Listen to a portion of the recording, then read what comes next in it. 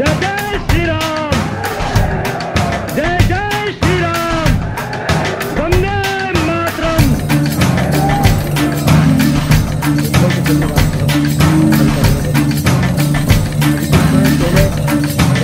बात कर रहे थे, उनका शब्द था बोले साहब आपके राम का मेरा साफ साफ कहना है, मेरा राम तो मेरे राम। यदि राम मंदिर की बात करनी है तो पूछना ये चाहिए कि अपने राम को जिन राम मेरे तुम्हारे राम का अपने राम बन गए उस दिन मंदिर बन जाएगा। मंदिर राम मंदिर हमारी आस्था का प्रतीक है। राम राष्ट्र की संस्कृति है, राम राष्ट्र के नाम है, राम के मंदिर का क्यों राम के मंदिर आस्था के नाम है, आस्था के मंदिर हमारे राष्ट्र के है। और मैं जिन राम की बात करता हूँ वो हमारे राष्ट्र के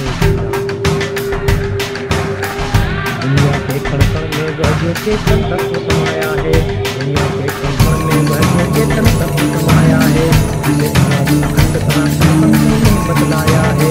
हर निरंजन वह भंजन योगी जिसे बताते हैं, नेति नेति का उस अनंत की राहें वेद बताते हैं।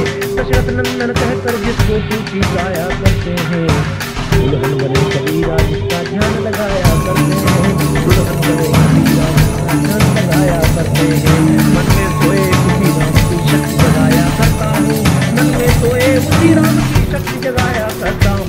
राष्ट्र को बेहतर का ध्यान लगाया करता हूँ, राष्ट्र को बेहतर का ध्यान लगाया करता हूँ। जब धरती पर अपराध पाप बढ़ जाते हैं, जब धरती पर अपराध पाप बढ़ जाते हैं, के पत्ते जब चढ़ जाते हैं, दुष्टों के आतंकों से भूमि भारी हो जाती है, दुष्टों के आतंकों से भूमि भारी हो जाती है। मानवता के आंसू से गंगा खारी हो जाती है। गर्भधारण जब रावण भूमि कानून चलाते हैं, जो हमेशा पापी को माता का खून बहाते हैं। जो कहता मैं ऐसे पाप मिटाने आया करता हूँ, जो कहता मैं ऐसे पाप मिटाने आया करता हूँ, उसी राम की गाथा मैं रोज सुनाया करता हूँ। रात को बनकर उसका ध्यान लगाया करता हूँ, क्योंकि यही बात यदा यदा समझ जाने होती अभ्युत्थान मदन सदात्मानां सजाम में हम धर्म संस्थापनार्थाय संभवामि युगे। दुष्टों के विनाश के लिए और सज्जनों के उद्धार के लिए हर युग में राम पैदा होते हैं। कभी वह राम राम के रूप में पैदा हुए, आज वह राम राम के रूप में हम सबके में विराजित हैं। आज वह राम उन तमाम काल के अंदर विराजित हैं, आज वह राम उन तमाम राम की भावना के अंदर विराजित हैं जो अयोध्या में मंदिर के निर्माण के लिए प्रतिबद्ध है। उत्तर से दक्षिण तक जिसका नाम जुड़ा सब नामों में, उत्तर से दक्षिण तक जिसका नाम जुड़ा सब नामों में, अभिवादन में रूप किसी का सुबह में और शामों में। गीत राम के गाए जाते हैं बालक के जन्मों पर, गीत राम के गाए जाते हैं बालक के जन्मों पर, उसी राम की महिमा गाई जाती है शुभ कर्मों पर। बहुत आसान है, बहुत आसान है। आकाशवाणी से बात हटा दिया जब कार्य के माता का कृषि तो अरे भाई नंदा जी राम राम, अरे भाई बेहरा जी राम राम, इन तमाम सेक्युलर लोगों को सहन नहीं हुआ राम राम, इसे राम शब्द हटाओ, टीवी के सत्यम शिवम सुंदरम शिवम हटा सत्य को कब तक नकारोगे, कब तक नकारोगे सत्य को, कहाँ तक तुम राम का नाम हटाओगे। उत्तर से लेकर दक्षिण तक हर जगह कहीं ना कहीं राम जुड़ा हुआ है। हर व्यक्ति के नाम में कहीं रामचंद्र, कहीं राम सिंह, कहीं केरल में जाओ रामचंद्र राघव, कहाँ कहाँ से राम का नाम हटाओगे। राम के नाम से दुनिया भर में 1000 शहर, 1000 नगर राम के नाम से, कहाँ कहाँ से राम का नाम हटाओगे। हर व्यक्ति के नाम में राम है। दो व्यक्ति जब मिलते हैं बोलते हैं राम राम भैया, तुम कहाँ तक राम हटाओगे। और हटवाओ तो एक काम करो, तमाम विरोधियों एक काम करो, एक बात लिख के ले जाओ कि हमको राम के नाम से करना है। हमने टीवी से राम का नाम हटवाया है, हमने रेडियो से राम का नाम हटवाया है, तो अब एक बात अपने वसीयत में और लिख दो कि जब मैं मरूं तो हंसी जाए तो राम नाम सत्य मत बोलना, खुदा नाम सत्य बोल देना, या एक काम कर देना हराम नाम सत्य। यदि हिम्मत है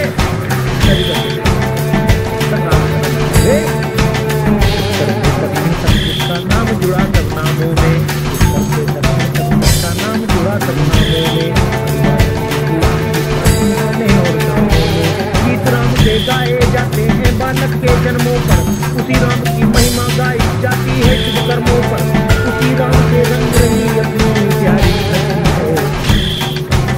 राम नाम को सत्य बताती जाती धरती है, राम नाम को सत्य बताती जाती धरती है। उसी राम की छाया में मैं क्यों आया करता हूँ, उसी राम की छाया में मैं क्यों आया करता हूँ। राष्ट्रदेव कहकर मैं उसका ध्यान लगाया करता हूँ, राष्ट्रदेव कहकर मैं उसका ध्यान लगाया करता हूँ। जाति की भावना देखी वो देखा पाया, राम को दुनिया के पास से देश की संस्कृति के कण में बसा हुआ राम शब्द बताता है कि राम आज जब की शादी होती है तो महिलाएं ये गीत नहीं गाती है, फलानी शादी फलाने हो रही है, यही गाया जाती है। अलग पैगाम है, ये नहीं गाया जाता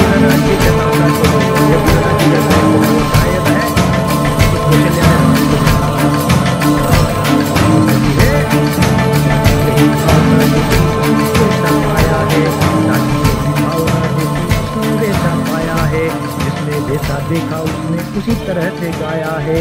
वाल्मीकि ने उसके आदर्शों की करीब बढ़ाई है, तो तुलसी ने पूर्ण ब्रह्म कह करके महिमा गाई है। गुणगण गाते अगम बताते कम बन और भवभूति है, गुणगण गाते अगम बताते कम बन और भवभूति है। पितृवास के लिए राम इस जग की परम विभूति है, वही सगुण वही निर्गुण में गुण उसके गाया करता हूँ। नाम से अपने मन के पाप भगाया करता हूँ, राष्ट्रदेव कहकर मैं उसका ध्यान लगाया करता हूँ, राष्ट्रदेव कहकर मैं उसका ध्यान लगाया करता हूँ। क्योंकि आज तक भी लोगों से परंपरा चली आई है, जिस संत ने भी मन में शुद्ध विचारों को जगाने की, आध्यात्मिक तत्व को चेतन करने की बात कही, उसने राम शब्द का आश्रय लिया। चाहे ऐतिहासिक रूप से वाल्मीकि ने लिखा हो, उन्होंने कहा है राम। और आज दक्षिण भारत में जो लोग तमाम आज विरोध कर रहे हैं हिंदुस्तान का, हिंदी का, उन तमाम लोगों को समझ लेना चाहिए कि वही उत्तर का राम जिसको तुलसीदास कहते हैं पूर्ण ब्रह्म, उसी पूर्ण ब्रह्म की महिमा महर्षि कंपन दक्षिण में अपनी भाषा लगाते हैं। तो कहीं पृथ्वीवास में कितनी रामायण है, नाना भांति राम अवतारा, रामायण सब ज्योति हमारा। आज यदि हम अच्छा काम करते हैं तो वही राम अवतार लेता है। आज इतने राष्ट्रीय काम में लोग रहे हुए हैं, सभी को राम मानते हुए, सबको नमन करते हुए अपने पुनः राष्ट्रीय राम को है तो कहीं विरोध आपस में, संतों का आपस में विरोध है, कोई सगुण है, कोई निर्गुण है, कोई निराकार परमात्मा को मानता, कोई साकार को मानता, कोई प्रेम मार्गी, कोई पंथ, अलग अलग पंथों के लोग, अलग अलग संत। राम सबके लिए पंथ चाहे अनेक है, लेकिन गंतव्य हमारा राम सिर्फ एक है। का प्यार वही, वो पीरा है और नहीं का प्यार वही, दस्तनियत का इस पूरी दुनिया का है संसार वही। ऐसे राम को छोड़ के अपना और न कोई ठिकाना है, ऐसे राम को छोड़ के अपना और न कोई ठिकाना है। बनकर राम हमें भी अपना भारत भोग बनाना है, कहना मेरा राम के वक्त तेरा हो के वीरों से, हरे राम का आवाहन बरछी भालों से तीरों से, हरे राम का आवाहन बरछी भालों से तीरों से। राम की सच्ची भक्ति का मैं मर्म बताया करता हूँ, राम की सच्ची भक्ति का मैं मर्म बताया करता हूँ। राष्ट्रदेव कहकर मैं उसका ध्यान लगाया करता हूँ, राष्ट्रदेव कहकर मैं उसका ध्यान लगाया करता हूँ, रामदेव को अपने मन का दीप जलाया करता हूँ, राम प्रेम के फूल खिलाया करता हूँ, उनकी खुशबू से मन मंदिर को मैं पाया करता हूँ। राष्ट्रदेव कहकर मैं उसका ध्यान लगाया करता हूँ, राष्ट्रदेव कहकर मैं उसका ध्यान लगाया करता हूँ। उस राम की बातें करने वाले, कण कण में परमात्मा को देखने वाले, जटायु को सभा करने वाले राम, केवल प्रेम के अवतार राम के मंदिर के लिए आज उनको कठोर क्यों होना पड़ा? केवल एकमात्र कारण से, कारण मात्र इतना है, जिस बात को स्वर्गीय रामधारी किया है, दया धरती के अखियां ढीली मत होने दे, शस्त्र पकड़ कृपाओं मुट्ठियां ढीली मत होने दे। जहाँ शस्त्र है वहीं शास्त्र है, जहाँ शस्त्र है वहीं शास्त्र रक्षित होते हैं। यहाँ यज्ञ ऋषियों के भी सभी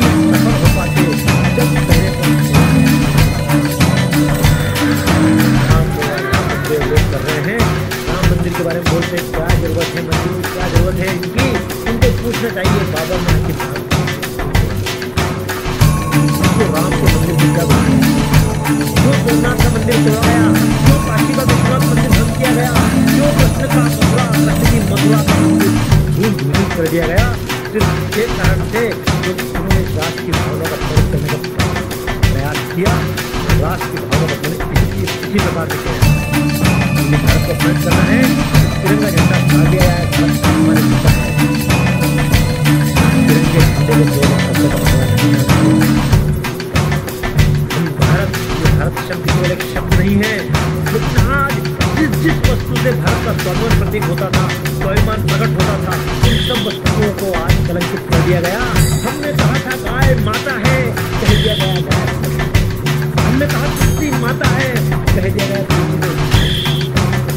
हमने कहा धरती माता है, ये कंकड़ पत्थर रेत नहीं, ये तो माता है, माता है, माता है, रेत है। इन्हीं बातों को बताना दोस्तों, आज हम लोग आपको जगह गए और ये राम के मंदिर का जो आंदोलन है, जिसके लिए तमाम लोग विरोध करते हैं, उन लोगों के लिए कहना चाहता हूँ समय नहीं समझाने का समय हो गया। जिस भाषा का आप समझना चाहते हैं उस भाषा में समझाएंगे। क्यों? कई बार लोग पूछते हैं राम का मंदिर कब बना? उन लोगों में सच कहना चाहता हूँ, राम का मंदिर बना हुआ है और मैं खुद इस बात को बड़े गर्व के साथ कहना चाहता हूँ कि राम के मंदिर का निर्माण में 7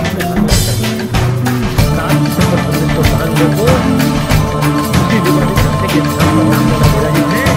आज जो राम का मंदिर है, मंदिर बनाने का नहीं है, प्रश्न ये है कि अभी छोटा मंदिर है, कपड़े का मंदिर है, काठ का मंदिर है, उसको हटाने को वाट का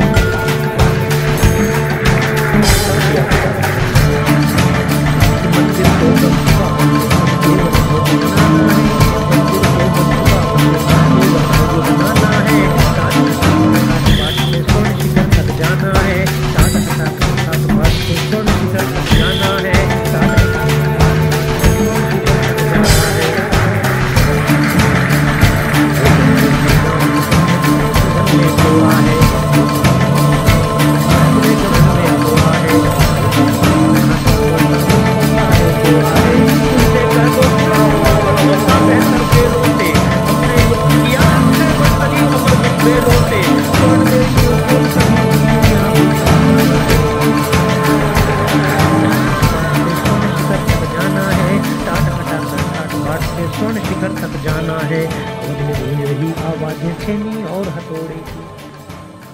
हजारों कारीगर प्रतिदिन काम कर रहे हैं और जब हथौड़ियां पड़ती हैं पत्थर के ऊपर और चिंगारियां उचट उचट कर गिरती हैं, तब लगता है कि पत्थरों की आवाज नहीं है, छेनी की आवाज नहीं है, हथौड़े की आवाज नहीं है, ये हमारे अश्वमेध घोड़े की आवाज है। अश्वमेध घोड़े के पैरों की टापें हैं। ये राष्ट्र की विजय के प्रतीक के रूप में जो अश्वमेध घोड़ा निकला है, उसके टापों की आवाज है। अवध में गूंज रही आवाजें छेनी और हथौड़े की। अवध में गूंज रही आवाजें छेनी और हथौड़े की। लगता जैसे ये टापे हैं अश्वमेध के घोड़े की। लगता जैसे ये टापे हैं अश्वमेध के घोड़े की। जिन्हें प्राण का भय है पूजा कर ले वे तस्वीरों की। जिन्हें प्राण का भय है पूजा कर ले वे तस्वीरों की। हमें जरूरत राम पे जान लुटाने वाले वीरों की। केवल भक्ति, केवल भक्ति। आज हमको लोग बोलते हैं भक्ति के नाम पे तुमने शक्ति का आंदोलन खड़ा किया और ये गलत कर रहे हो। मैं उनसे कहना चाहता हूं कि याद रखी भक्ति। घंटे घड़ियाल मंदिर में बजना कब बंद हुए? आज भी बज रहे हैं।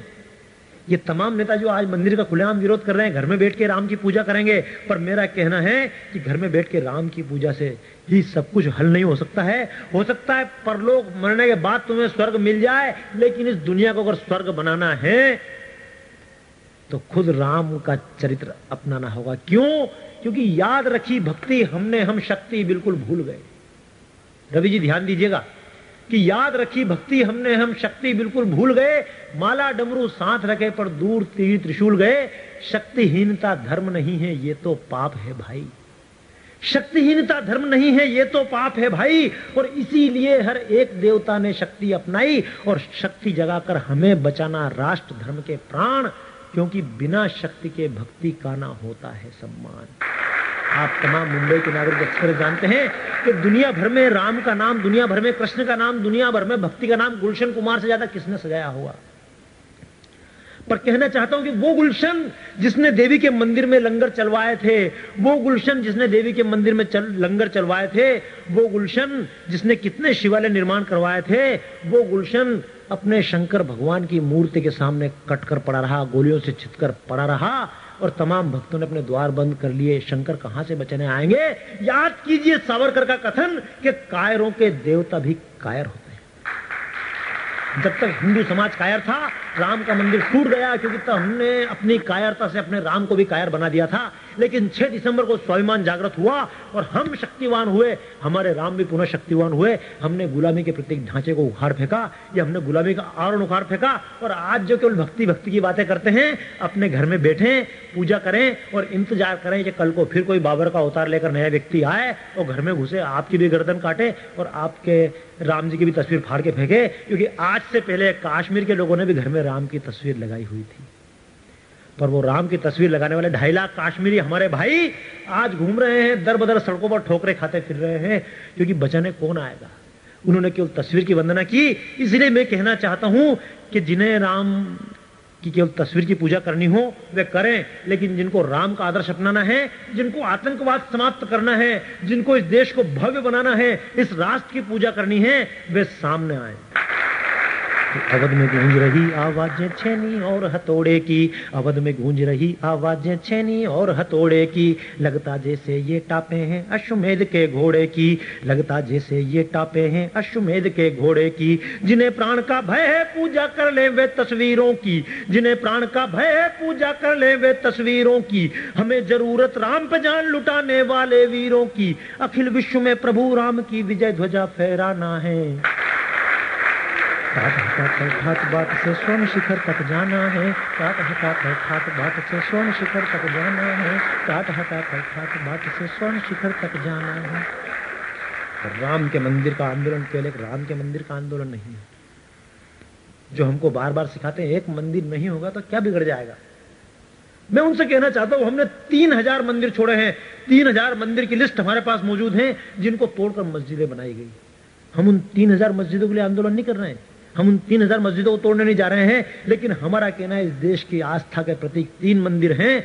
प्रमुख मंदिर अयोध्या का राम मंदिर, मथुरा का कृष्ण जन्मभूमि मंदिर और विश्वनाथ का बाबा विश्वनाथ का मंदिर काशी में। ये 3 मंदिरों की हमने मांग की है, और यदि इस प्रकार अड़े रहे तो जो हाल इस मंदिर का हुआ उसका भी होगा।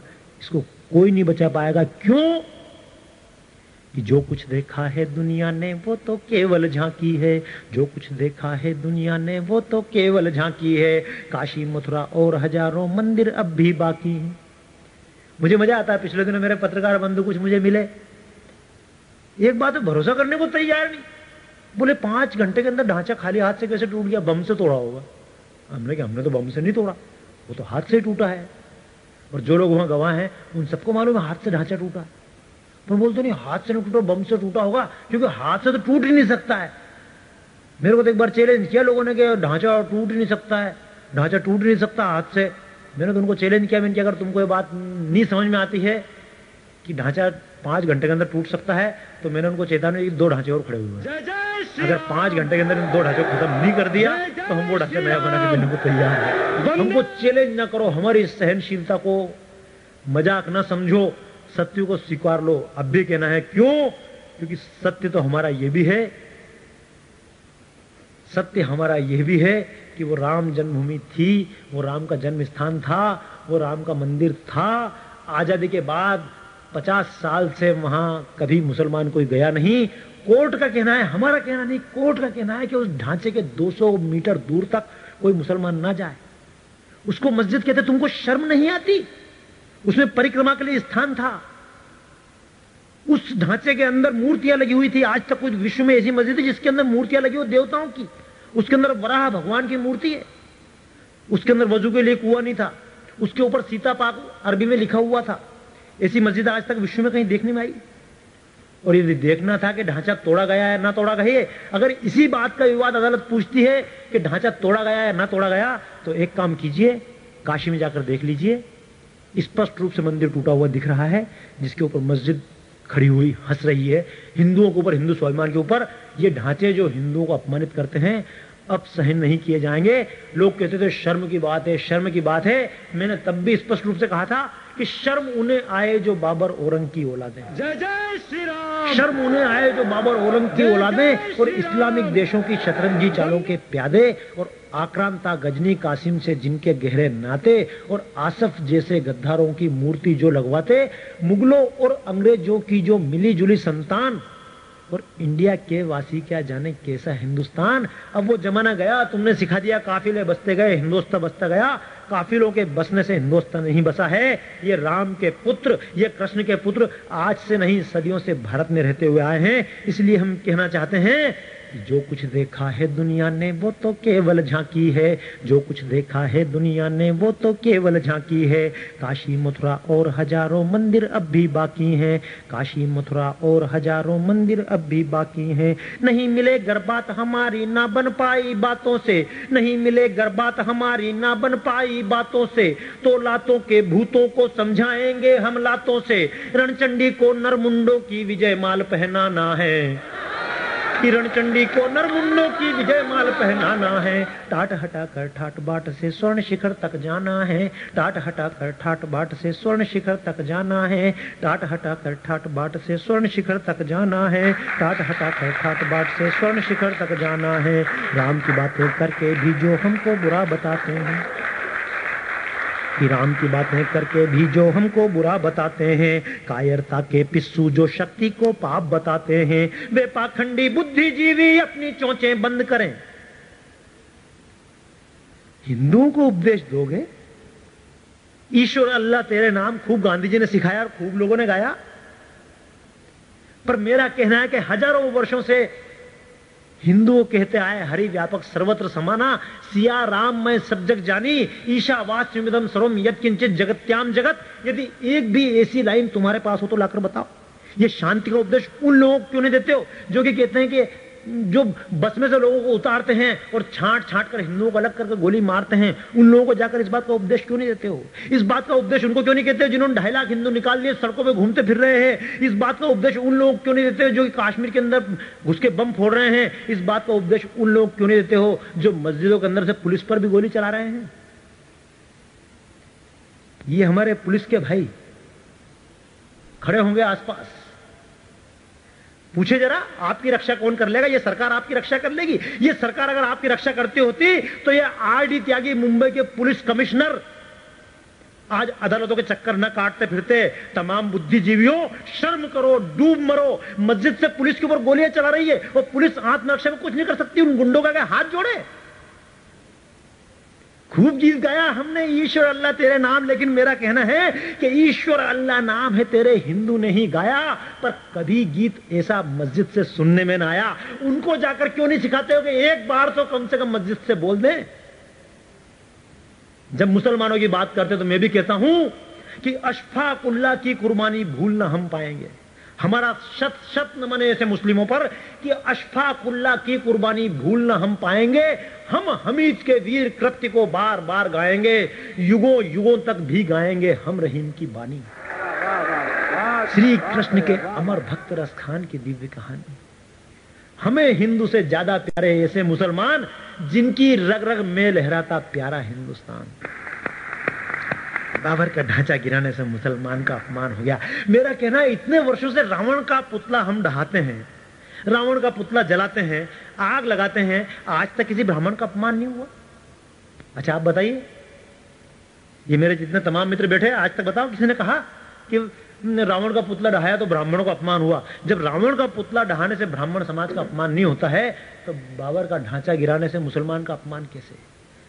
पर मेरा कहना है यदि कोई मुसलमान अपने आप को अब भी बाबर का वंशज मानता है तो याद रखे उसके लिए हम शिवाजी के वंशज हैं, उसके लिए हम राम के वंशज हैं। बाबर की तुलना ऐतिहासिक पुरुष से हो सकती है पर बाबर की तुलना राम से हम कभी सहन नहीं कर पाएंगे। अगर वो बाबर की संतानें हैं तो हम उनके लिए महाराणा प्रताप की संतानें हैं, अगर वो रसखान के वंशज हैं तो हम उनके लिए कृष्ण के वंशज हैं, उनके चरणों में हमारा सिर है। पर अगर वो बाबर के वंशज बनते हैं तो हमारे चरण उनके सिर तक जाएंगे, उनकी पूजा करेंगे। क्यों? अच्छी तरह पूजा करेंगे और चरणों से पूजा करेंगे। क्यों? कि हरि व्यापक सर्वत्र समाना, कण कण राम समाया है। हमने कहा हरि व्यापक सर्वत्र समाना। राम ने भी कहा सबसे प्रेम करता हूं। राम कहते हैं अगर विरोधी भी मेरी शरण में आता तो मैं उसको अपनाऊंगा, पर उस राम की बातें करने के पहले याद रखें कि राम की बातें करके भी जो हमको बुरा बताते हैं, राम की बातें करके भी जो हमको बुरा बताते हैं, कायरता के पिस्सू जो शक्ति को पाप बताते हैं, वे पाखंडी बुद्धिजीवी अपनी चोंचे बंद करें, लाल गुलामी का हलवा खाएं, घर में आनंद करें, कायर मरता शक्तिवान का होता सदा जमाना है, टाट हटाकर ठाट बाट से स्वर्ण शिखर तक जाना है, टाट हटाकर ठाट बाट से स्वर्ण शिखर तक जाना है। कृपा रंजन जी और रवि भूषण जी, आप एक बार बताओ, आप लोग अच्छे मीडिया संबंधित है, महेश जी, हमारे तमाम कवि लोग, आज के 10 साल पहले अमेरिका ने सद्दाम हुसैन पर हमला किया था हमला। कभी भारत के प्रधानमंत्री को उसने पूछा कि मैं सद्दाम हुसैन पर हमला कर रहा हूं भाई, करूं कि नहीं करूं? पूछा था क्या? एक शब्द नहीं पूछा, क्योंकि दादागिरी थी। पर इस बार जब अफगानिस्तान पर हमला किया तो भारत ने फोन करके 10 मिनट तक अटल बिहारी से बात की कि हम जरा अफगानिस्तान पर हमला करने वाले, आप कुछ ध्यान रखना। क्यों पूछा? क्योंकि तब भारत के पास में परमाणु बम नहीं था। अब आज जानता अमेरिका भी भारत के पास शक्ति है। और दोस्तों, मेरा भी आपसे स्पष्ट कहना है, यदि आपके पास अगर शक्ति ना हुई तो आपकी रक्षा कोई नहीं कर सकता। क्यों? कि देवता भी दुर्बलों के घातक होते हैं सदा, कि देवता भी दुर्बलों के घातक होते हैं सदा, बलि प्रथा बकरों की आज तक जारी है। आज तक आपने सुना किसी देवता को शेर की बलि दी गई, या कभी हाथी की बलि दे दी हो, या कभी घोड़े की बलि दी हो? अश्वम नहीं हुआ, गजम नहीं हुआ, ऐसा नहीं होना। शेर नहीं हुआ चाहे ऐसा, इनकी बलि मत दो। बलि किसकी दो? बकरे की दो, क्योंकि बकरे की मां कब तक खैर मनाएगी। अहिंसा बहुत अच्छी चीज है दोस्तों, लेकिन मेरा कहना, अहिंसा कभी कायरों को शोभा नहीं देती है। अहिंसा वीर का आभूषण है, महावीर। याद रखिए, आप शब्दों पे ध्यान नहीं रखते इसलिए सब कबाड़ा होता है। महावीर की अहिंसा, वो अगर महावीर स्वामी हैं, जितेंद्री हैं, तो भी उनकी अहिंसा की कद्र होगी। अगर महावीर हनुमान है तो भी उनकी अहिंसा की कद्र होगी। आज अमेरिका बात करता है अहिंसा की, तो बड़ा अच्छा लगता है, क्योंकि ताकत है, हाथ में बम है। और आप केवल बम बम के नारे लगाते हो, तो बम बम के नारे लगाने से क्या होगा? बम मतलब ये थोड़ी है हाथ में पहले बम रखो फिर नारे लगाओ। क्यों? कि देवता भी दुर्बलों के घातक होते हैं सदा, बलि प्रथा बकरों की आज तक जारी है, और शक्तिवान का होता है जमाना सदा से यारों, कमजोर की किसने आरती उतारी है। और राम कृष्ण शिव हनुमान हो या और कोई, देवी देवता हमारे सभी शस्त्रधारी हैं, और इसीलिए शस्त्रधारी माता दुर्गा की भांति भारत माता भी परमाणु बम धारी है, भारत माता भी परमाणु बम धारी है, भारत माता भी परमाणु बम धारी है। कि जिन न सुहाए बंद कर ले वे कान, कि जिन न सुहाए बंद कर ले वे कान, पोखरण में गूंजा है वंदे मातरम, दुनिया के दादाओं न हो वो यूं गरम, तुम्हारी बराबरी में आ गए हैं हम, तुम्हारी बराबरी में आ गए हैं हम। और हम आदमी को छोड़िएगा, पशु हो या पेड़ पौधे, महावीर के बेटों की तो सभी से यारी है।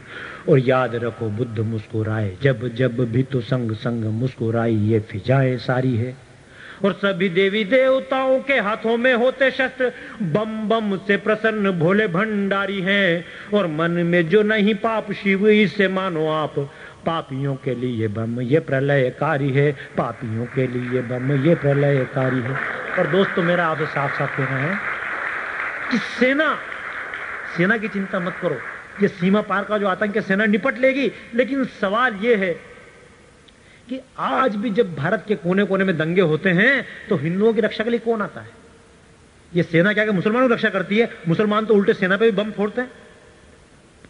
पुलिस बल से पूछो, यदि हिम्मत है, पुलिस बल सामने खड़े हैं, ये बड़े बड़े अधिकारी जो हैं, इनके सीने पर हाथ रखेगा, पूछो कि इन पे हमले कौन करता है? क्या आज तक इनके ऊपर हिंदुओं ने हमला किया? पुलिस बलों पर हमला अधिकतर मुसलमान एरिया से होता है। ना मालूम हो तो देख लो, मध्य प्रदेश की सेक्युलर पुलिस, बाद में इस सेक्युलर पुलिस ने खुद ने घुसकर बंबई बाजार को साफ किया, क्योंकि पुलिस के जब एसपी ने देखा कि मेरे ऊपर खुद के ऊपर पत्थर गिरा है और इतनी बड़ी सिल्ला एक मुस्लिम महिला ने मारने के लिए फेंकी है, तब जाकर पुलिस ने आतंक साफ किया है। और 90 फीट की रोड 9 फीट की रोड रह गई थी। तो आखिर हमला कौन करता है? आज पीएससी को बदनाम क्यों करते हो? क्या इन गुंडों से पुलिस वाले अपनी रक्षा भी नहीं करेंगे? तुम्हारे कहने से मर जाएं? गीत गाते रहे बैठ के शांतिपूर्व, भाई तुम्हारे दिमाग बदल जाए, तुम्हारे दिल बदल जाए। अरे जिनके पास दिल होगा तो दिल बदलेगा, रहीम के बेटे होंगे तो दिल बदलेगा। और दिल बदलना क्या, रहीम के बेटे अगर है तो उनका दिल हमको क्यों बदलना। रहीम के बेटों को हम तो दिल वैसा ही रखना चाहते हैं, रसखान के बेटों को तो हम दिल वैसे ही रखना चाहते हैं। हम केवल उन लोगों के खिलाफ हैं जो आज भी बाबर के, गजनी के, इन सब के बेटे बने हुए हैं और आज चमकाना चाहते हैं भारत को। इसलिए मैं उनके लिए विशेष रूप से बोलना चाहता हूं कि खाली बम बम की बात मत करो, अपना तो साफ साफ कहना है कि देश को बचाना है तो चौहानों को छोड़िएगा। हम बोलते हैं पृथ्वीराज चौहान वीर था। अभी तो हमारे महेश जी बड़े अच्छे हास्य रस के कवि हैं। इनको एक बार हमने कहा भाई अच्छी वीर रसी कविता लिखो, तो ये हमको बोले चलो वीर रसी कविता लिखता हूँ। मेरे पास वीर रसी कविता लिख के लाए। मैंने किस पे कविता लिखी? बोले पृथ्वीराज चौहान के ऊपर कविता लिखी है। मैंने जी कैसी कविता? बोले सुनो मेरी कविता कि पृथ्वीराज चौहान के जैसा स्वाभिमान था जाग गया।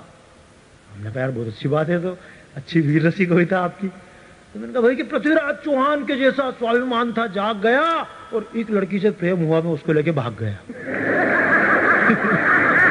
और वास्तव में यही होता, उनने वो हास्य के कवि इसलिए उन्होंने अपने ढंग से बात कह दी। लेकिन मेरा भी दोस्तों ने कहना है कि अगर देश को बचाना है तो आपको सब कुछ देखना पड़ेगा। और हमने भी सब यही देख के काम किया है कि देश को बचाना है तो चौहानों को छोड़िएगा, राणा कृष्ण शिवाजी की नीति अपनाइए। कि देश को बचाना है तो चौहानों को छोड़िएगा, राणा कृष्ण शिवाजी की नीति अपनाइए। न लगाइएगा नारे खींचिएगा तलवारें, बोलिए न बम बम बम फोड़ आइए। पृथ्वीराज चौहान बहुत वीर था, लेकिन बताते 17 बार गजनी ने पीठ फेर दी, उसने मना कर दिया मैं युद्ध नहीं करूंगा। अरे तुम किसके साथ धर्म का पालन कर रहे हो? राम ने धर्म का पालन किया, रावण जब घायल हो गया तो वापस लौटा दिया। रावण तुम घायल हो वापस चले जाओ, क्योंकि तुम्हारे ऊपर मैं हमला करना नहीं चाहता हूं। क्योंकि रावण का भी अपना कुछ अस्तित्व था। पर ये गजनी, इसकी तुलना हम रावण से कर सकते हैं? ये रावण के चरणों के बराबर नहीं है। क्यों? क्योंकि ये 17 बार हारने के बाद भी, पीठ दिखाने के बाद फिर करके आया, और अंत में जब आया तो उसने पृथ्वीराज चौहान जी की हालत की। क्या इसने दया और क्षमा को ध्यान रखा?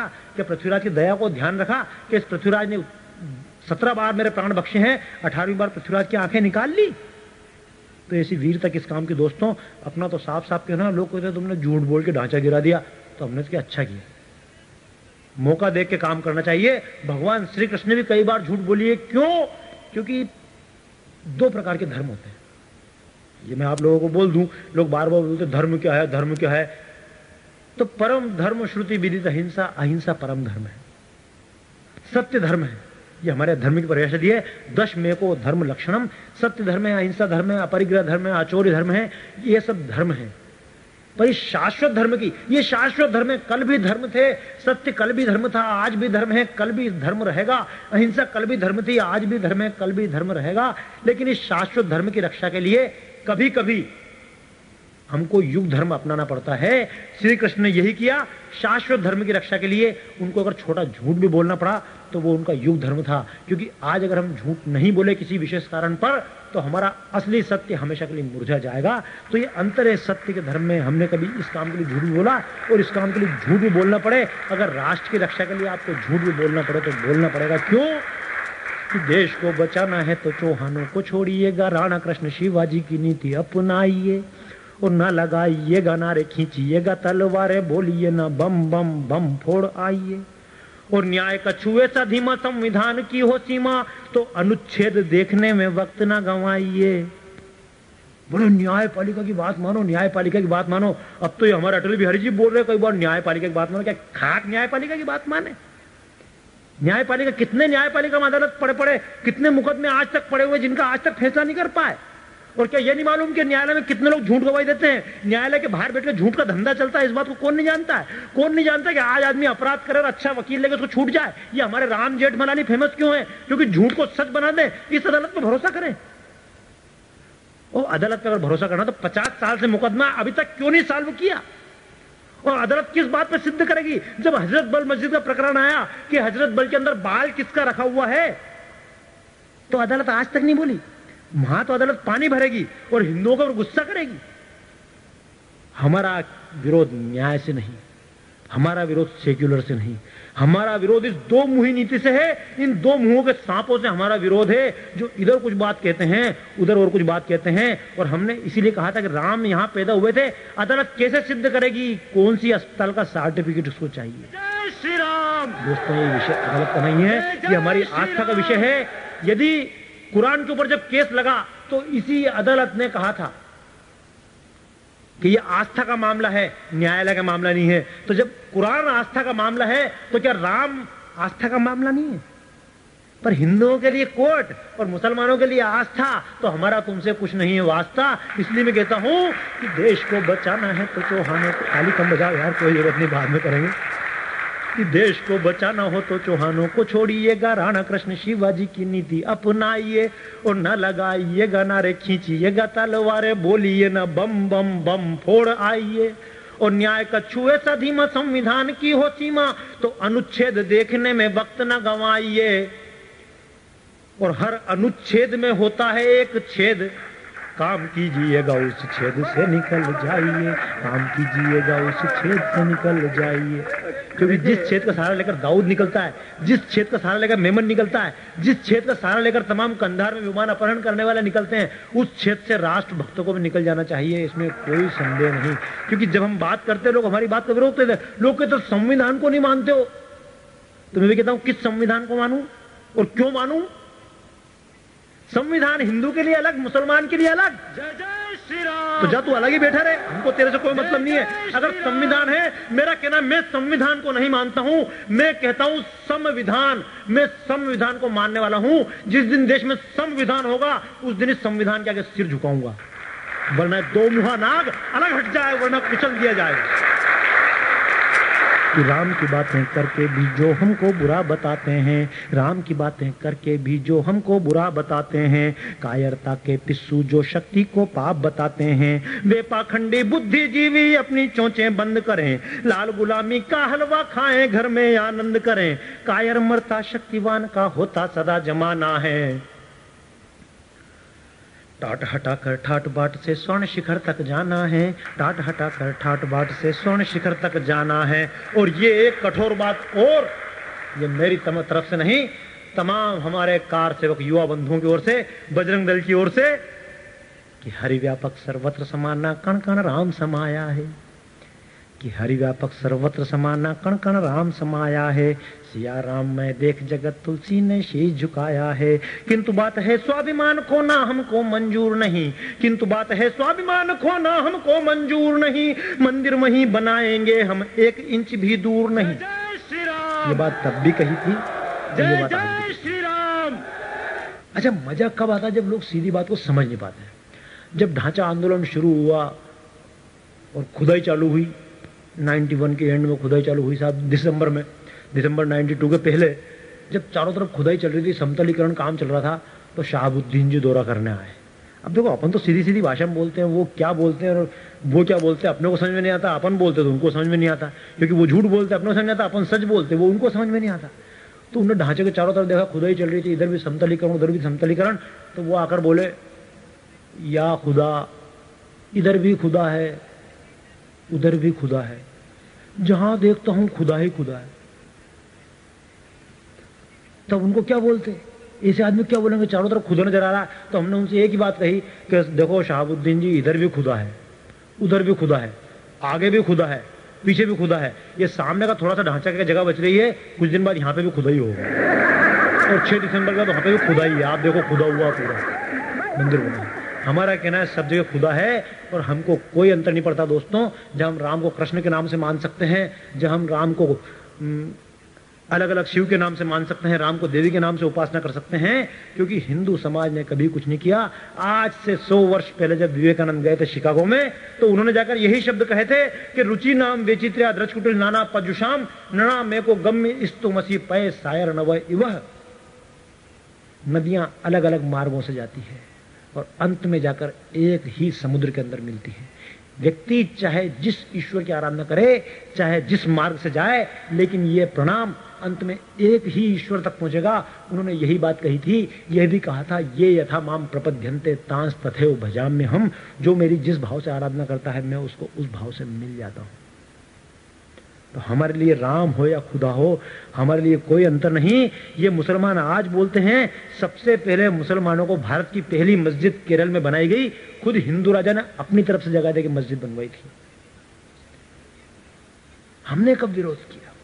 विरोध इनका है कि हम सहन नहीं कर सकते हैं। हम सहन कर सकते हैं कि राम के साथ में ईश्वर अल्लाह तेरे नाम, लेकिन इनको अल्लाह के साथ ईश्वर का नाम मंजूर नहीं है। तो अगर इनको अल्लाह के साथ ईश्वर का नाम मंजूर नहीं है, तो हमको भी ईश्वर के साथ अल्लाह का नाम मंजूर नहीं, तब तक जब तक कि ये नहीं गाएं। क्योंकि बात करते हैं भाई भाई, मेरा कहना है भाई भाई ऐसे ना तो देखे ना ही सुने हैं, और भाई ने भतीजे दीवारों में कहां चुने हैं।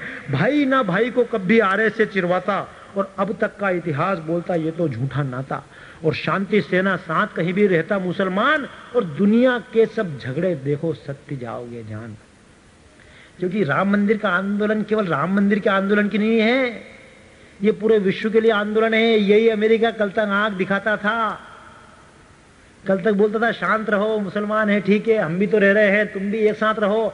आज मालूम पड़ा आज अमेरिका क्यों नहीं, मतलब आज बोल रहा नहीं हम तो किसी मुसलमान को एयरपोर्ट पे ड्यूटी नहीं रखेंगे, हम किसी भी एशिया के आदमी को एयरपोर्ट पे ड्यूटी ही नहीं देंगे, किसी भी गुप्तचर विभाग में हम एशिया के आदमी को नहीं रखेंगे। इतना खतरा मुसलमान से, आज बोलना खुल के। अब तुम्हारा सर्वधर्म संभाव कहां गया? अब तुम्हारी समानता कहां गई? तुम इतने वर्षों से समानता का दावा कर रहे थे। तब दोस्तों अमेरिका के अंदर मैंने कविता बहुत पढ़ी है कि जब हम चीखे बार बार अगर तुमने ध्यान दिया होता, कि जब हम चीखे बार बार अगर तुमने ध्यान दिया होता, अगर मुंबई के विस्फोटों पर जो थोड़ा कान दिया होता। या आज जो वर्ल्ड ट्रेड सेंटर की इमारत गिरी है, इसके मूल में वही बंबई का बम विस्फोट कांड है। अगर उस समय ध्यान दे लिया होता और तमाम विश्व में आतंकवादी पकड़ लिए होते, तो ये लादेन जो यहां विस्फोट करवाया है दाऊद के माध्यम से, ये आज लोग वहां विस्फोट नहीं करवाते। कि जब हम चीखे बार बार अगर तुमने ध्यान दिया होता, अगर मुंबई के विस्फोटों पर जो थोड़ा कान दिया होता, लादेनों के बाप पाक को जो ना मान दिया होता, और इस्लामी आतंकवाद का चेहरा जान लिया होता। ये आतंकवाद आज से चालू हुआ क्या? इस्लामी आतंकवाद, यह आतंकवाद तब से चालू हुआ जब भारत में घुसते से इन्होंने गायों की हत्या चालू की, भारत में घुसते से ब्राह्मणों की हत्या चालू की, भारत में घुसते से नालंदा और तक्षशिला जैसे विश्वविद्यालय जला के राख कर दिए, तब से आतंकवाद चालू हुआ है। लोग कहते हैं भारत की गुलामी तो 1947 में आजादी मिल गई, और भारत की गुलामी तो अंग्रेजों ने गुलाम बनाया। तो अंग्रेजों को ले तुम्हारे बाप थे जो भारत में आके बैठे थे मुसलमान लोग। ये लोग भी बाहर से नहीं आए क्या? इन लोगों ने भी आक्रमण किया था। गजनी भी आक्रांता था, तो बाबर भी आक्रांता था, तो औरंगजेब भी आक्रांता था, और इनके चिन्ह आज हम रहने नहीं देंगे। इसीलिए मैंने कहा था कि इस्लामी आतंकवाद का चेहरा जान लिया होता तो बिल बुश दिल खुश रहता, यूं खंडित मान नहीं होता, और हंसता गाता अमेरिका यूं लहू लुहान नहीं होता। और तमाम आप जितने लोग बैठे ना, ये भाई साहब बैठे हैं, अभी गुण गा रहे थे इंदिरा जी के, सुन लो कि भिंडरा वाले की गलती को तुमने भी दोहराया था। जो गलती इंदिरा जी ने की थी, सिख धर्म वह सिख धर्म जिसमें छोटे छोटे बालक दीवार के अंदर चुन दिए गए क्योंकि हम हिंदू हैं, अपना धर्म परिवर्तन नहीं करेंगे। वो गुरु गोविंद सिंह खालसा पंथ के संस्थापक, जिन्होंने कहा था कि सकल जगत में खालसा पंथ गाजे, जगे धर्म हिंदू सकल भंड भाजे। उसके शिष्य ये तमाम सिख कैसे बोलने लगे कि हम हिंदू नहीं है? क्यों हिंदुओं का कत्लेआम किया? क्योंकि इनको इनका इतिहास पढ़ाने की कोशिश नहीं की गई। केवल वोट की राजनीति, वोट की राजनीति ऐसी चली कि सिख अपने आप को कहने लगे हम हिंदू नहीं। कब तक राजनीति करोगे? कहां तक राजनीति करोगे? इंदिरा जी ने गलती की, खुद ने फल उठाया। कोई अब आज बोलते हैं फला को फला ने मारा, ढिका को ढिका ने मारा। किसने मारा? इंदिरा जी को आरएसएस वाले मारने गए थे, कार सेवक मारने गए थे। इंदिरा जी ने भिंडर वाले बनाया था, भिंडर वाले ने इंदिरा जी को खत्म किया। ये तमाम जो बीज बोए गए, किसने बीज बोए? याद रखो, बीज बोलने वाला तुम फल बोओगे, तुम खुद फल प्राप्त करोगे। जो आज अमेरिका ने किया कि भिंडरा वाले इंदिरा जी वाली गलती को तुमने भी दोहराया था, और लादेनों तक तुमने अपने शस्त्रों को पहुंचाया था प्यादा उसको वजीर तुमने ही तो बनवाया था प्यादा उसको वजीर तुमने ही तो बनवाया था। क्योंकि जिनके पांव न फटी बिवाई, पीर पराई क्या जाने। है आसान बहुत बाघों को नरभक्षी बनवा देना, पर सुन लो कि आदम खोरों में ईमान नहीं होता, हंसता गाता अमेरिका यूं लहू लुहान नहीं होता। खूब शहदी है। अब न्यायालय की बात करते हैं। ये तमाम नेता जो आज विरोध कर रहे हैं राम जन्मभूमि का, इनसे पूछो न्यायालय की बात मान लो, न्यायालय की बात मान लो। जब शाहपनों के मामले में न्यायालय ने कहा था कि हाँ इस महिला को तलाक दिया गया है, इसको गुजारा भत्ता दो, तब इन तमाम कठमुल्लों से क्यों नहीं कहा कि न्याय की बात मान लो? तब तो न्याय के मुंह पे ताला लगा दो कि हाई कोर्ट के आदेशों को इंदिरा ने कब माना। और याद करो वह आपातकाल का गुजरा हुआ जमाना, और मुलायम ने न्याय रोंद कर रेलों को रुकवाया, और लालू ने रथ रोक के भीतर न्याय का गला दबाया, और शाहबानों के केस में भी न्यायालय का अपमान। ये राम के भक्त लुटाने निकले राम पे अपनी जान, जिसमें खुद की जान लुट जाए तो भी चिंता नहीं, और सामने जो आए उसकी जान लुटे तो भी चिंता नहीं। क्यों? कि हरि व्यापक सर्वत्र समाना कण कण राम समाया है, कि हरि व्यापक सर्वत्र समाना कण कण राम समाया है। सिया राम मैं देख जगत तुलसी ने शीश झुकाया है। किंतु बात है स्वाभिमान खो ना हमको मंजूर नहीं, किंतु बात है स्वाभिमान खो ना हमको मंजूर नहीं। मंदिर वहीं बनाएंगे हम 1 इंच भी दूर नहीं, जो रोकेंगे उन्हें नींव में जिंदा ही दफनाना है। जो रोकेंगे उन्हें नींव में जिंदा ही दफनाना है। टाट हटा ठाट बाट से स्वर्ण शिखर तक जाना है, टाट हटा ठाट बाट से स्वर्ण शिखर तक जाना है, टाट हटा ठाट बाट से स्वर्ण शिखर तक जाना है। अमरनाथ का पथ भी अलगावों का आज शिकार हुआ। समय बहुत कम है भाइयों, इसलिए मैं अपनी काफी बातें, क्योंकि राम का मंदिर का मुद्दा केवल राम के मंदिर का मुद्दा नहीं है। राम के मंदिर के मुद्दे के तार जुड़े हुए तमाम उन मुद्दों के साथ में जो राष्ट्र के लिए खतरा बने हुए हैं। ये तमाम बाबर के बेटे यहां हों या आतंक करने वाले हों, या असम का आतंकवाद हो, या अमरनाथ की यात्रा पे धमकियां हों,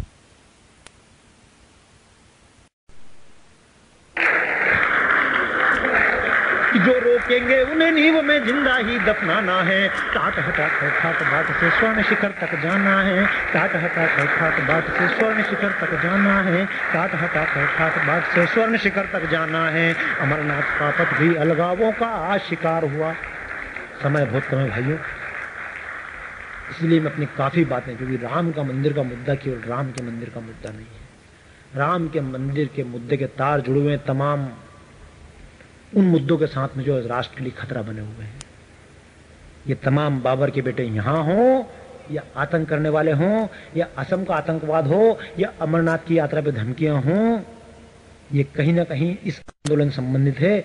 जिस दिन राम का मंदिर बन गया, केवल एक मंदिर थोड़ी बनेगा, इस राष्ट्र के स्वाभिमान की विजय पताका फहराएगी। उस राम का मंदिर बनेगा जिसके नाम से राम राज्य की परिकल्पना महात्मा गांधी ने भी की थी, कि अमरनाथ का पथ भी अलगावों का आज शिकार हुआ, अमरनाथ का पथ भी अलगावों का आज शिकार हुआ। बर्फीला हिमवान बारूदों में जलकर अंगार हुआ, प्रांतवाद के खंजर से घायल गंगा कावेरी है। ये प्रांतवाद ऐसे नहीं मिटाया जा सकता। अलग अलग प्रांतों के नारे लगेंगे, प्रांतवाद मिटाने का एकमात्र तरीका है वह सूत्र ढूंढा जाए जिससे सब बंधे हुए हैं। आज हम पहले गाते थे, आज भी जब नहाते हैं, बुजुर्ग लोग नहाते हैं, बिना पढ़े लिखे लोग नहाते हैं, तो 1 लोटा जल सिर पर डालते हैं, बोलते हैं गंगा कावेरी सिंधु यमुना। ये कावेरी केवल जल नहीं है, आज की नई परिभाषा ने सिखाया कावेरी जल है, गंगा पानी है। गंगा पानी है इसलिए उत्तर प्रदेश बिहार उसके लिए लड़ेंगे, कावेरी पानी है इसलिए पानी के लिए कर्नाटक और केरल लड़ेगा।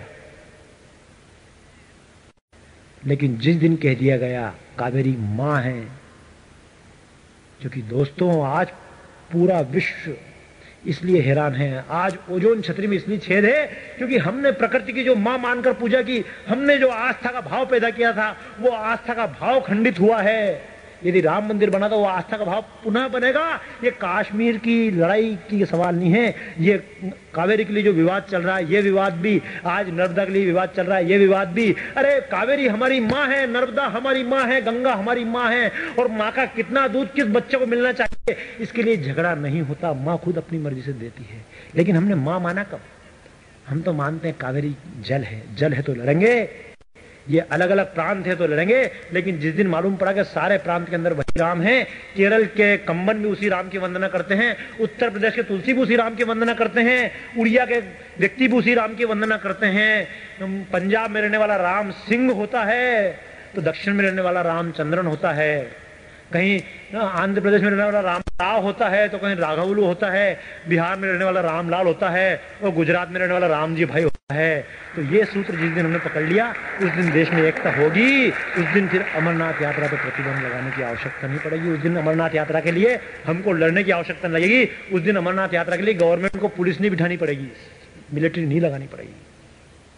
कि अमरनाथ का पथ भी अलगावों का शिकार हुआ, अमरनाथ का पथ भी अलगावों का शिकार हुआ, बर्फीला हिमवान बारूदों में जलकर अंगार हुआ। प्रांतवाद के खंजर से घायल गंगा कावेरी है, प्रांतवाद के खंजर से घायल गंगा कावेरी है, जातिवाद के अंधियारे की छाई रात घनेरी है। राम ने कब जातिवाद को प्रोत्साहन दिया? राम ने कहा था जटायु मेरे पिता के बराबर है। और ये राम का मंदिर का जब आंदोलन हुआ, एकमात्र राम के मंदिर का आंदोलन था कि उस समय कोई व्यक्ति किसी से जाति नहीं पूछता था। चमार के घर में ब्राह्मण ठहरता था, ब्राह्मण के घर में चमार ठहरा। किस कार सेवक की किसी ने जाति पूछी, ये मुझे बताइए। वो एकमात्र तरीका है, जातिवाद से मुकाबला करना हो या हमको संप्रदायवाद से मुकाबला करना हो, इन सब का अंत में एक है। एक बार हमको अपनी ताकत दिखानी पड़ेगी, एक बार हमको संगठित शक्ति दिखानी पड़ेगी, एक बार खड़े होना पड़ेगा दोस्तों। और ये खाली एक नाच कीर्तन और रास लीला, इससे भी थोड़ा आगे बढ़ना पड़ेगा। भगवान कृष्ण ने भी खूब रास रचाया, लेकिन जिस दिन मथुरा के लिए चले हैं पलटकर वृंदावन से, उसके बाद मुंह नहीं देखा। और हिंदू की दुर्दशा इसीलिए चालू हुई कि निज गौरव को निज वैभव को क्यों हिंदू बहादुर भूल गए, रास रचाना याद रहा क्यों चक्र चलाना भूल गए। कृष्ण के नाम से केवल रास लीला बजाना याद है, लठ बजाना नहीं याद। जिस दिन लठ बजाना सीख गए, जिस दिन कुरुक्षेत्र बनाना सीख गए देश को, उस दिन ये सब झगड़े निपट जाएंगे, ये तमाम भाई भी सुधर जाएंगे। दुर्योधन भी भाई था, लेकिन जब भाई कसाई बन जाए तो कब तक भाई का नाता रहेगा। इसीलिए कहता हूं दोस्तों कि अमरनाथ का पथ भी अलगावों का शिकार हुआ, बर्फीला हिमवान बारूदों में जलकर अंगार हुआ। प्रांतवाद के खंजर से घायल गंगा कावेरी है, प्रांतवाद के खंजर से घायल गंगा कावेरी है, जातिवाद के अंधियारे की छाई रात घनेरी है। इन सब का हाल राष्ट्र प्रेम जो मंदिर से उपजाना है, टाट हटा कर ठाट बाट से स्वर्ण शिखर तक जाना है, टाट हटा कर ठाट बाट से स्वर्ण शिखर तक जाना है, जिन्हें 300 मंदिर के ढहने से आई लाज नहीं। ये तमाम एक ढांचे पे चिल्लाने वाले बताए 300 मंदिर जब तोड़े गए घाटी के अंदर, तब क्यों नहीं बोले? अगर इनको 300 मंदिर के बोलने से कोई अंतर नहीं पता है, जब 300 मंदिर टूटते हैं तो कुत्ते की तरह दुम दबा के बैठे रहते हैं। आज इनको भोंकने का कोई हक नहीं है। यदि भोंकेंगे तो हमारे पास शब्द भेदी बाण है, और सुन ले उनकी भी क्या दशा होनी है। ये तमाम जब 6 दिसंबर पन्ने काले किए थे ना तुम लोगों ने, पत्रकार बंधु बोलते न्यूज नहीं छापेंगे, सांप्रदायिकता की बात है, मुझे बताया सांप्रदायिकता, तब तुमने पन्ने काले किए। देश के लिए शर्म की बात है क्या? शर्म की बात उस दिन नहीं थी जब हिंदी बोलने पे क्रिश्चियन स्कूल के अंदर बच्चों ने कोड़े खाए, जब मेहंदी लगाने पे बच्चों को मारा गया, बच्चियों को मारा गया, हाथों पे बेत बरसाए गए, तब शर्म नहीं आई? जब 300 मंदिर टूटे तब शर्म नहीं आई? जब देश की आर्थिक स्थिति इतनी खराब हो गई कि देश का सोना गिरवी रखना पड़ा, तुमको शर्म नहीं आई? जब 3000 सिखों को जला दिया गया जिंदा, तब तुमको शर्म नहीं आई? आज तुमको शर्म आ रही है? तुम्हारी शर्म के मापदंड अलग है बेशर्मो।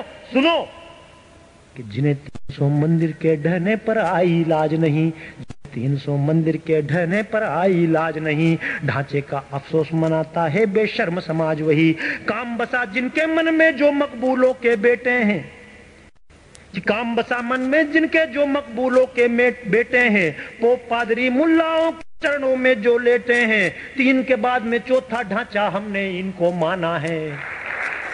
तुम भी ढांचे हो बेटा, देख लो तुम्हारी रक्षा कब तक होगी। अगर तुम नहीं सुधरे तो 3 ढांचे, अयोध्या का ढांचा, काशी का ढांचा, मथुरा का ढांचा, उसके बाद चौथे तुम जो अपनी कलम से कागज काले कर रहे हो, मकबूल फिदा हुसैन, वो फिदा हुसैन कब बनेगा? उसको बिदा हुसैन बनना ही पड़ेगा। कि 3 के बाद में चौथा ढांचा हमने इनको माना है, टाट हटा कर ठाट बाट से स्वर्ण शिखर तक जाना है, टाट हटा कर ठाट बाट से स्वर्ण शिखर तक जाना है। राजधर्म कैसा होता जिसने जग को दिखलाया था, राजधर्म कैसा होता जिसने जग को दिखलाया था। जनता की खातिर सीता को जंगल में भिजवाया था, जनता की खातिर सीता को जंगल में भिजवाया था। किंतु आज के राजा नगरों को ही जंगल बना रहे, जेल में रहकर महलों से भी ज्यादा मंगल बना रहे, जेल में रहकर महलों से भी ज्यादा मंगल मना रहे। कि राम भक्ति को चेतन कर इन सबको सबक सिखाना है। टाट हटाकर ठाट बाट से स्वर्ण शिखर तक जाना है, टाट हटाकर ठाट बाट से स्वर्ण शिखर तक जाना है, टाट हटाकर ठाट बाट से स्वर्ण शिखर तक जाना है। इसीलिए दोस्तों मेरा कहना है कि गुलामी के दाग हटाना कोई पाप नहीं है। ये ढांचा जो गिरा है ये गुलामी का प्रतीक था।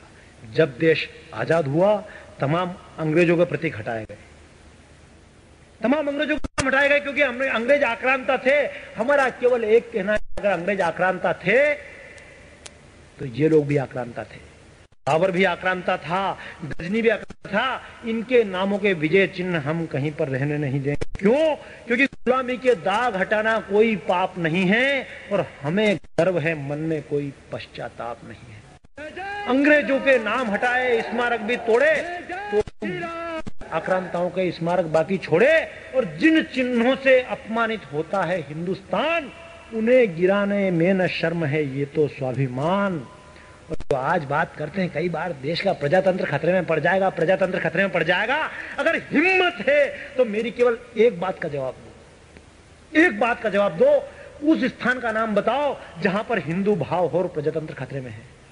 प्रजातंत्र खतरे में केवल वहीं पड़ता है जहां पर राष्ट्रवादी लोग कम हो जाते हैं, जहां पर हिंदू कम हो जाते हैं। पूरे देश में कहना बहुत आसान है, बड़े बड़े अखबार वाले छापते हैं, अखबार के न्यूज छपती है। एक पूजा स्थल से, एक धार्मिक स्थल से पुलिस बल पे हमला किया गया, गोली चली। ऐसे कहने की हिम्मत क्यों नहीं करते? मस्जिद से गोली चली, आज तक मंदिर से गोली चली हो तो बताओ। झगड़े कहां से चालू होते हैं? संवेदनशील एरिया। ये मुंबई का कप परेड संवेदनशील क्यों नहीं है? मलाड वेस्ट संवेदनशील क्यों नहीं है?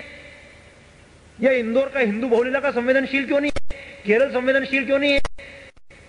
संवेदनशील एरिया सिर्फ वही होते हैं, सिर्फ वही होते हैं। और नहीं होते हैं बताओ मुझे। ये तमाम आप लोग बोलने की हिम्मत ना करते हो ना। ये कविता मेरे लिए, आप मेरी तरफ देखो मत इस प्रकार, कविता मेरे लिए केवल एक रोजगार नहीं है। तुलसीदास भी कवि थे, मैं स्वांता सुखाया लिखता हूं, लेकिन मेरे स्वांता सुखाय से अगर राष्ट्र सुखाय होता है मुझे प्रसन्नता होती। मैं सच बोलना चाहता हूं कि संवेदनशील एरिया केवल वही होते हैं जहां पर हिंदू कम होते हैं। एक भी उस स्थान का नाम बताओ जहां पर हिंदू ज्यादा हो और दंगे होते हैं। दंगे सिर्फ उन स्थानों पर होते हैं जहां हिंदू कम हो जाते हैं। और प्रजातंत्र भी वही खतरे में है। आज प्रजातंत्र मुंबई में खतरे में क्यों नहीं है? आज प्रजातंत्र काश्मीर में खतरे में क्यों पड़ता है? आज प्रजातंत्र असम की तरफ खतरे में क्यों पड़ता है? क्योंकि वहां हिंदू कम हो गए हैं। कि प्रजातंत्र है तब तक जब तक हिंदू है बहुसंख्यक, और प्रजातंत्र का द्रोही कभी ना हिंदू हुआ अभी तक। क्यों? क्योंकि मुसलमान पहले भी ज्यादा हुए, कह दिया हम मुसलमान हैं, हमको पाकिस्तान चाहिए। मुसलमान पाकिस्तान मांग लेगा। क्रिश्चियन लोग बोलते हैं हमको क्रिश्चियन लैंड चाहिए, नागालैंड चाहिए, फला चाहिए, खालिस्तान। पिछले दिनों सिख भाई गलत फहमी में आ गए, बोले खालिस्तान चाहिए। सबको अपना अपना स्थान चाहिए। अब मैं पूछता हूं, हिंदू बेचारा कभी भी मांगेगा तो क्या मांगेगा?